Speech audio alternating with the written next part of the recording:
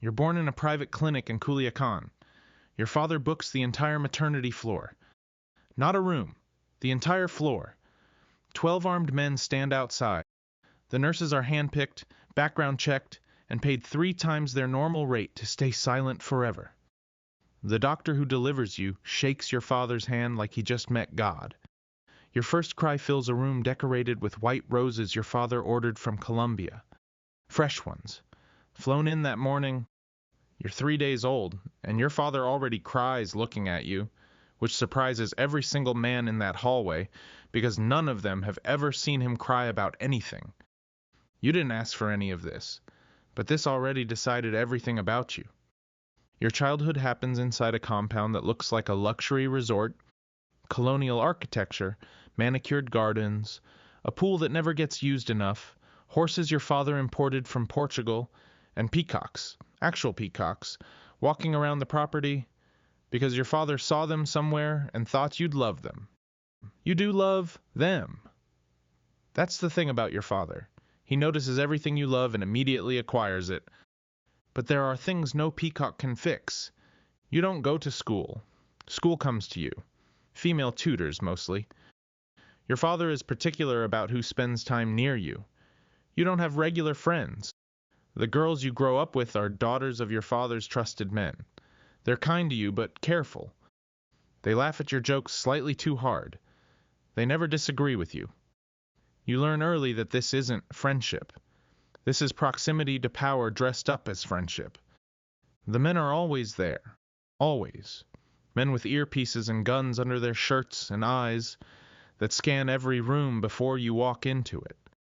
When you're small, you think this is normal. Every little girl has bodyguards, right?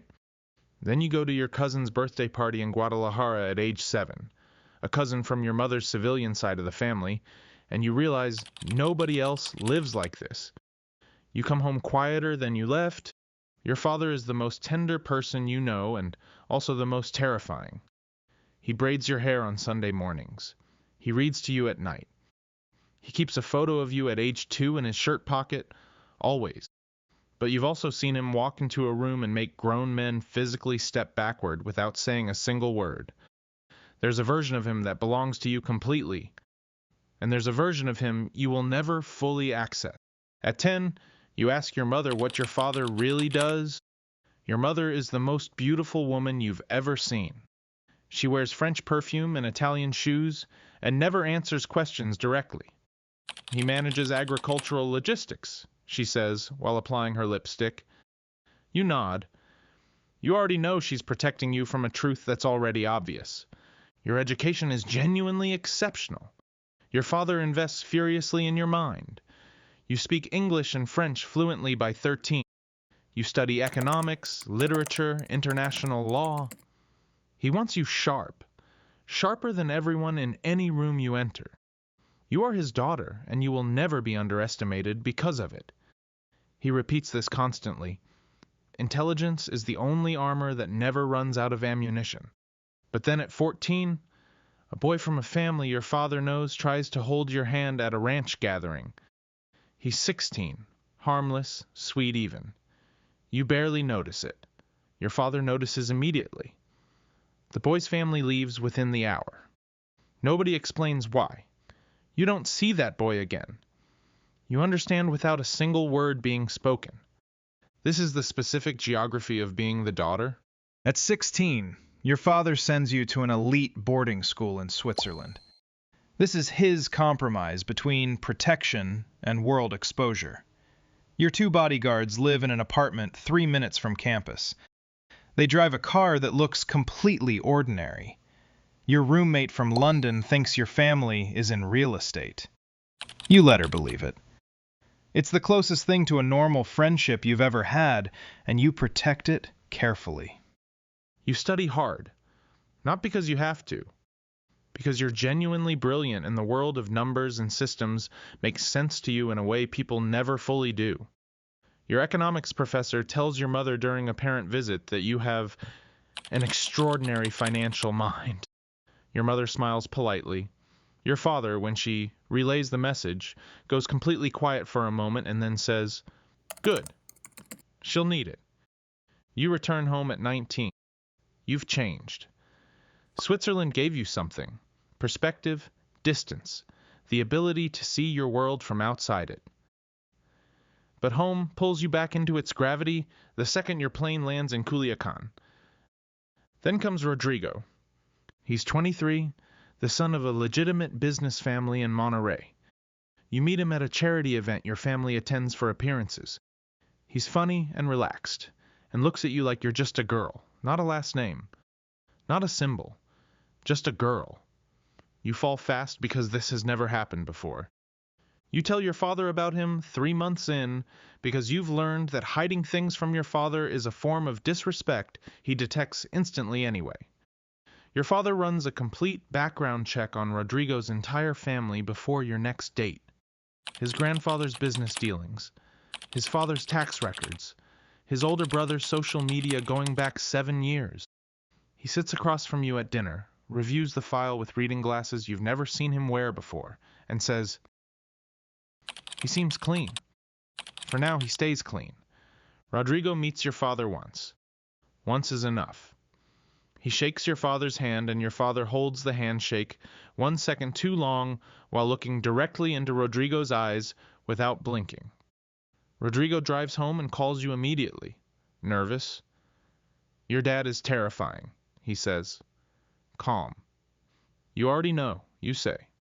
Rodrigo lasts 8 months. He ends it. He says he loves you but can't live inside the invisible walls of your world. You don't cry in front of anyone. You cry alone in the bathroom with the shower running, which you've been doing since you were 12 whenever something breaks you.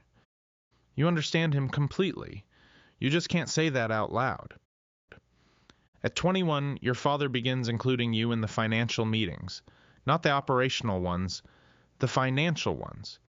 You sit beside the accountant, a meticulous, anxious man who runs the most sophisticated money movement system you've ever studied, and you realize your economics professors were teaching you theory while this man has been running practice for 30 years.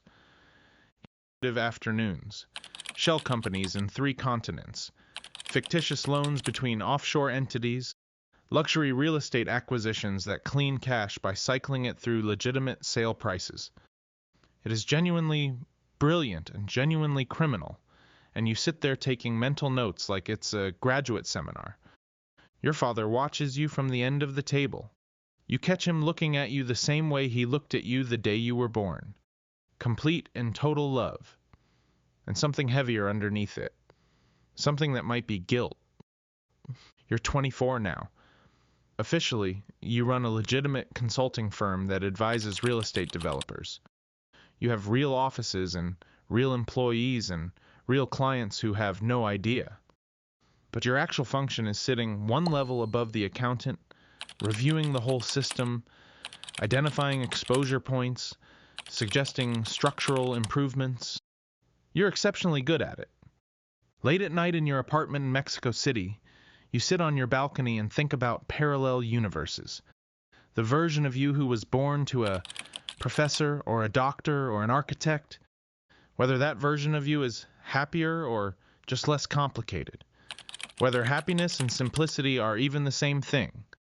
You don't have an answer. What you have is a last name that opens every door and closes every exit. A father who loves you more than anything in the world and built you a prison made entirely of that love. A life so far outside normal that normal stopped feeling real a long time ago. You're the daughter of the most powerful man in the most dangerous business in the country. You're brilliant, protected, respected, and completely trapped. Every luxury you own is a link in a chain. Every wall around you was built by a man who thought he was building a palace. Maybe he was. Maybe that's the same thing. This is your world. And in this deeply complicated world, you are the princess of a kingdom nobody would choose, and you can't leave. Not because the gates are locked, but because you were never just a girl. You were always, from your very first breath, the daughter. And the daughter carries the weight of everything the son is supposed to carry, with half the preparation and twice the vulnerability, inside a world that simultaneously worships you and never, not once, truly sees you. And the most honest thing you can say, alone on that balcony at midnight, is that you're not even sure anymore whether you want to be seen.